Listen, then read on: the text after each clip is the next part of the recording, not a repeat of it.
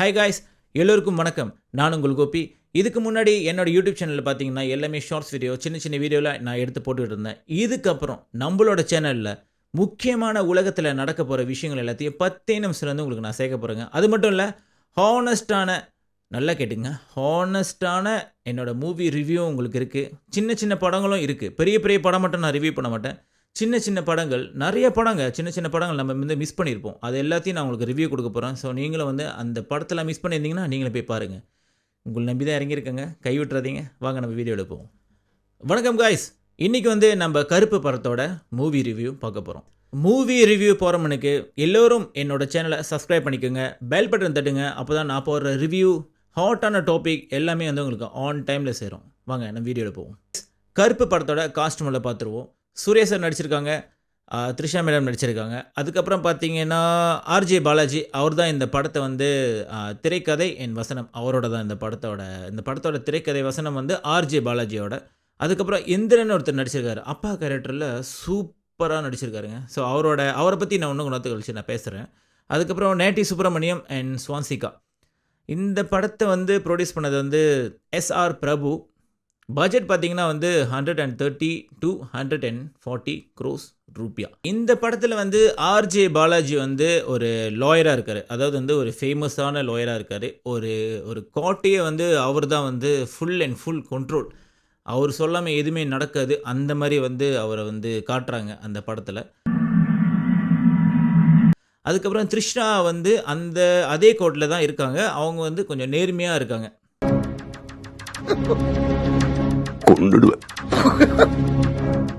இவர் மாதிரி ஆர்ஜே பாலாஜி மாதிரி இல்லை. அவங்க வந்து நேர்மையாக வந்து எல்லா கேஸையும் வாதாடி ஜெயிக்க பார்க்குறாங்க. ஆனால் எப்பயுமே அவங்க தோற்று தான் போகிறாங்க. படத்தோட ஆரம்பத்திலே பார்த்தீங்கன்னா, நான் அந்த அப்பா கேரக்டர் சொன்னல, அந்த இந்திரன், அவர் வந்து டாக்டரோட வந்து சென்னைக்கு வராரு ஆப்ரேஷனுக்காக. ஸோ அந்த சென்னைக்கு வர கேப்பில் வந்து அவரோட நகை திருடு போயிடுது. அப்புறம் போலீஸ் ஸ்டேஷனுக்கு போகிறாரு. போலீஸ் ஸ்டேஷன் போனோடனே அங்கே வந்து நகையை மீட்கிறதுக்காக வந்து நீங்கள் கோர்ட்டுக்கு தான் போகணும். அதாவது நகையை கண்டுபிடிச்சிருவாங்க.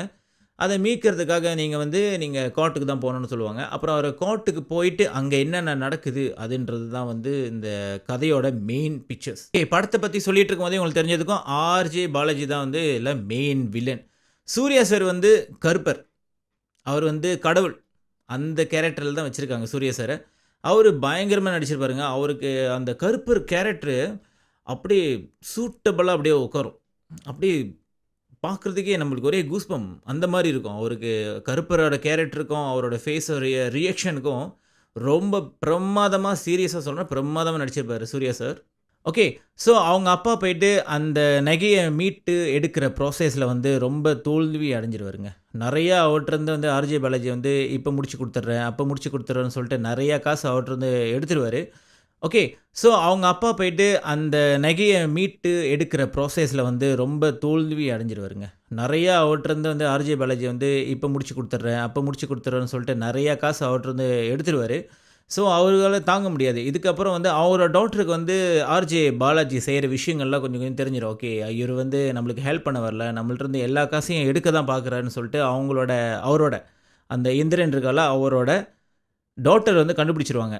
அதுக்கப்புறம் பார்த்தீங்கன்னா, அவங்க அப்பா தாங்க முடியாமல் போயிட்டு கருப்பர்கிட்ட வேண்டுவாருங்க. கருப்பர்கிட்ட வேண்டும் போது வந்து சூர்யா சார் தான் வந்து ஆர்ஜே பாலாஜி வந்து ஒரு பெரிய பார்ட்டியில் இருப்பார், மன்சூர் அலிகன் கூட.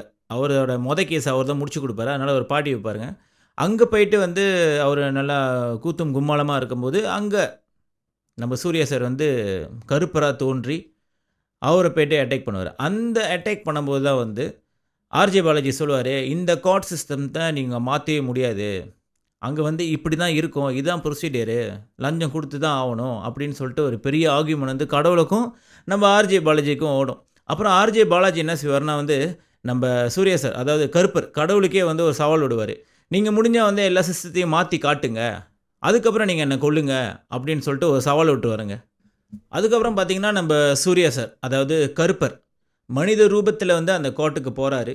அந்த கோர்ட்டுக்கு போயிட்டு ஆர்ஜே பாலாஜி விட்ட அந்த சபதத்தை வந்து எப்படி வந்து அவர் வந்து ஆர்ஜே பாலாஜிக்கிட்ட வந்து நிரூபிக்கிறார். இல்லை, இந்த சிஸ்டத்தை வந்து நம்ம ப்ராப்பராகவே நடத்தலாம் அப்படின்னு சொல்லிட்டு எப்படி நிரூபிக்கிறாரு அப்படின்றது தான் வந்து கதை. இந்த கதை தான் வந்து நம்ம ஆர்ஜே பாலாஜி வந்து நல்லா கிராஃபிக்லாம் வச்சு ஃபர்ஸ்ட் ஹாஃப் அண்ட் செகண்ட் ஹாஃப்னு ஒரு சின்ன ஒரு ட்விஸ்ட் வச்சு அந்த கதையை வந்து எடுத்திருக்காங்க. இந்த படத்தில் பார்த்தீங்கன்னா வந்து நம்மளோட இந்திரன் சொன்ன ஒரு அப்பா கேரக்டர் நடிச்சிருப்பாருங்க. ரொம்ப சூப்பரா நடிச்சிருப்பாரு. ஆக்சுவலி அவர பார்க்கறதுக்கே, அவர நடிப்ப பார்க்கறதுக்கே மறுபடியும் நீங்க ஒரு தடவ தியேட்டர் போலாங்க. இல்ல சீரியஸா சொல்றேன். ஹானஸ்ட்டான ரிவ்யூன்னு நான் சொன்னேன்ல, அதனால வந்து நான் சீரியஸா, ஹானஸ்ட்டா சொல்றேன். அவ்வளோ நல்லா நடிச்சிருப்பாரு அவரு. அந்த கேரக்டர எடுத்து, அந்த கேரக்டர்லயே அவர் வந்து அப்படியே மூழ்கிடுவாரு. அந்த மாரி நீங்க அவர பார்க்கலாம். நம்மளோட மியூசிக் டைரக்டர் சாய் அபி, அவர் தான் இந்த படத்தோட மியூசிக் டைரக்டர். கருப்பர் அப்படின்னு வந்து ஒரு ஒரு டாபிக் வரும்போது, அந்த படத்தோட எதிர்பார்ப்பு, அதாவது வந்து அதோட மியூசிக் வந்து எனக்கு இன்னும் கொஞ்சம் ஹூம்பா இருந்திருக்கணும்.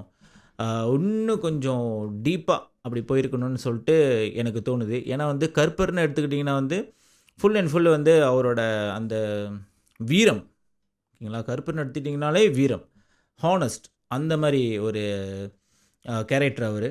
ஸோ அவருக்கு வந்து மியூசிக் போடும்போது, இன்னும் கொஞ்சம் டீப்பா போட்டிருக்கலாம். இன்னும் கொஞ்சம் வந்து கிராமத்து ஸ்டைல்ல வந்து இன்னும் கொஞ்சம் நல்லா அப்படி போட்டிருக்கலாம். இது வந்து ரொம்ப வந்து வெஸ்டர்னா இருக்கு. எல்லா பாட்டும் சரி, அவரோட பேக்ரவுண்ட் மியூசிக்கும் சரி, எல்லாமே வந்து ஃபுல் அண்ட் ஃபுல் வந்து வெஸ்டர்னா இருக்கு. ஸோ அவரு இன்னும் கொஞ்சம் நல்லா இத பத்தி கொஞ்சம் அனலைஸ் பண்ணி மியூசிக் போட்டிருக்கலாம் அப்படின்றது என்னோட அபிப்பிராயம். What? Bro, what are you talking about, man? உங்களோட கருத்தையும் வந்து நீங்க கீழ காமெண்ட் செக்ஷன்ல சொல்லுங்க. நீங்க என்ன ஃபீல் பண்ணீங்க அந்த படத்த பார்க்கும்போது, அந்த பாட்ட பார்க்கும்போது?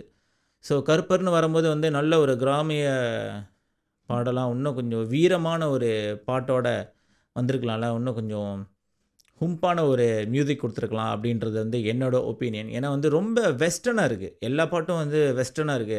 கருப்பர் வரும்போதும் சரி, அவருக்குன்னு தனியா ஒரு சூர்யா சாருக்குன்னு ஒரு சாங் வரும். ஸோ அவருக்குன்னு ஒரு பாட்டு போடும்போதும் சரி, ரொம்ப வெஸ்டர்னா இருக்கு. ஸோ அவர் இன்னும் கொஞ்சம் கிராமத்து மூலியமா இன்னும் போயிட்டு இன்னும் கொஞ்சம் வீரமா போட்டிருக்கலாமோ அப்படின்னு. ஓகே, சூர்யா சாரும், ஆர்ஜே பாலாஜி இவங்க 2 பேரும் வந்து போட்டி போட்டு நடிச்சிருப்பாங்க. இவரு சலிச்சவர் இல்ல, அவருக்கு இவரு சலிச்சவர் இல்லன்னு சொல்லிட்டு 2 பேரும் பயங்கரமா அவங்கவங்க கேரக்டர்ல கரெக்ட்டா நடிச்சிருப்பாங்க. சூர்யா சார வந்து அவரோட அந்த கருப்பர்னா எப்படி இருப்பாரு அப்படின்ற ஒரு ஜர்னல்ல அப்படி கரெக்ட்டா நடிச்சிருப்பாரு. ஆர்ஜே பாலாஜியும் வந்து அவரோட பேரே வந்து baby Kannan. Lawyer baby Kannan. So அவரு வந்து அந்த கேரக்டர்ல கரெக்ட்டா நடிச்சிருப்பாரு. ஆனா எனக்கு என்ன தோணுதுன்னா வந்து, இந்த படத்துல வந்து ஆர்ஜே பாலாஜிக்கு இன்னும் முக்கியத்துவம் குடுத்த மாரி, அவருக்கு வந்து ரோல் வந்து கொஞ்சம் மேல இருக்கிற மாரி எனக்கு தோணுது. ஓகே, நான் ஆரம்பத்திலேயே வந்து உங்கள்ட்ட சொல்லியிருந்தேன்ல, ஃபர்ஸ்ட் ஹாஃப் அண்ட் செகண்ட் ஹாஃப்னு. ஃபர்ஸ்ட் ஹாஃப் பார்த்தீங்கன்னா, அந்த ஆர்டர் படி கரெக்ட்டா போகுங்க. செகண்ட் ஹாஃப் வந்து ஒரு ஒரு ஒரு கேஸ பத்தி காட்டுவாங்க. அதுக்கு ஒரு பெரிய பில்டப் குடுத்துட்டு, அந்த கேஸ வந்து ஒரு பாட்டுலயே முடிச்சுருவாங்க. ஓகே, இவ்வளோ தான் அந்த கேஸு அப்படின்னு சொல்லிட்டு. சின்னதா குழம்புன மாரி இருக்கு அந்த செகண்ட் ஹாஃப். என்னங்க எனக்கு ஒண்ணுமே புரியல. அதுதானப்பா எனக்கும் புரியல. ஆனா கிளைமேக்ஸ் பார்த்தீங்கன்னாங்க, அந்த கிராஃபிக் அண்ட் சூர்யா சாரோட அந்த மேக்கப் ஆர்டிஸ்ட் வந்து யாருன்னு எனக்கு சரியா தெரியல. ஆனா அவங்களுக்கு வந்து ஒரு பெரிய ஹேட்ஸ் ஆஃப்ங்க. பயங்கரமா மேக்கப் பண்ணியிருப்பாங்க. கருப்பர்னா எப்படி இருப்பாரு? அவரு எவ்வளோ வீரமா, எவ்வளோ ஆக்ரோஷமா இருப்பாரு, அவருக்கு அந்த வதம் பண்ணும்போது அப்படின்னு சொல்லிட்டு அந்த எக்ஸ்பெக்டேஷன் இருக்குல்ல நம்மளுக்கு. அந்த வந்து ரியலிஸ்டிக்கா அப்படியே குடுத்துருப்பாங்க நம்மளுக்கு. உங்களுக்கு அவ்வளோ சீரியஸா சொல்றேன், உங்களுக்கு கூஸ்பம்ப். அந்த கட்டம்லாம் வந்து கூஸ்பம்ப் தான் உங்களுக்கு. ஓகே, இறுதியா பார்த்தீங்கன்னா, நம்ம சூர்யா சார் வந்து அவரோட சபதத்தில ஜெயிச்சு, நம்மளோட ஆர்ஜே பாலாஜிய வந்து கொலை பண்ணிருவாரு. ஸோ இதுதான் வந்து கருப்பர், இந்த படத்தோட கதை. இந்த கதைய வந்து எப்படி முடிப்பாங்கன்னா வந்து, கடைசியா வந்து ஒரு பாலிடிக்ஸையும் வந்து கிளீன் பண்ணணும்னு சொல்லிட்டு, அங்கேயும் வந்து கருப்பர் போயிட்டு இருக்காரு அப்படின்னு சொல்லிட்டு தான் வந்து இந்த படத்த முடிப்பாங்க. இந்த படத்தோட ரேட்டிங் கேட்டிங்கன்னா 10 அவுட் ஆஃப் 8 குடுக்கலாம் நம்ப. ஏன்னா, சின்னதா ஒரு நடுவுல ஒரு குழப்படி நடந்திருக்கு. நம்ம பெரிய பில்டப்பா அந்த கட்டத்த காட்டிட்டு, அது ரொம்ப சிம்பிளா வந்து ஒரு பாட்டுலயே முடிச்சுருவாங்க. ஓகே, இதுதான் வந்து கருப்பு. அந்த படத்தோட ஹானஸ்ட்டான என்னோட ரிவ்யூ. இந்த படத்த வந்து நீங்க ஃபேமிலியோட போய் பார்க்கலாம். படம் ரொம்ப நல்லாயிருக்கு. இந்த படத்துக்கு வந்து பெரிய லெவலுக்கு குறை சொல்றதுக்கு எதுவுமே கிடையாது. ரொம்ப நல்லாயிருக்கு படம். நீங்க குடும்பத்தோட போய் பார்க்கலாம். அடுத்தடுத்து இன்னும் ஹானஸ்ட்டான ரிவ்யூவோட நான் மறுபடியும் வரேன். அந்த மாரி பெரிய ஆக்டர்ஸ் நடிச்ச படங்கள் மட்டும் இல்ல, சின்ன சின்ன படங்கள், நல்ல நல்ல படங்களா இருக்கு. சின்ன சின்ன ஆக்டர்ஸ் நடிச்ச படங்கள்லாம் நெறைய படம் வந்து நல்ல நல்ல படங்கள்லாம் இருக்கு. நம்மளுக்கு அது தெரியாம இருக்கலாம். ஸோ உங்களுக்கு வந்து நான் அத சேர்க்கும்போது, நீங்க அத போய் பார்த்து நீங்க என்ஜாய் பண்ணுங்க. ஓகே, இந்த படம் ரிவ்யூ மட்டும் இல்லங்க. இந்த உலகத்தில் நடக்கிற பல விஷயங்கள், பல முக்கியமான விஷயங்கள் எல்லாத்தையும் நம்ம வந்து நம்ம சேனலில் டிஸ்கஸ் பண்ண போகிறோம். உங்களுக்கு 10 நிமிஷத்தில் வந்து எல்லாத்தையும் டீட்டெயிலாக நான் சொல்ல போகிறேன். கண்டிப்பாக என்னோட சேனலை சப்ஸ்கிரைப் பண்ணிக்கோங்க. பெல் பட்டன் தட்டுங்க. அப்போ தான் நீங்கள் உங்களுக்கு அப்டேட்டில் இருப்பீங்க. நம்மளோட சேனல் கூட என்னென்ன வீடியோ போடுறனோ எல்லாமே வந்து உங்களுக்கு வந்து சேரும்.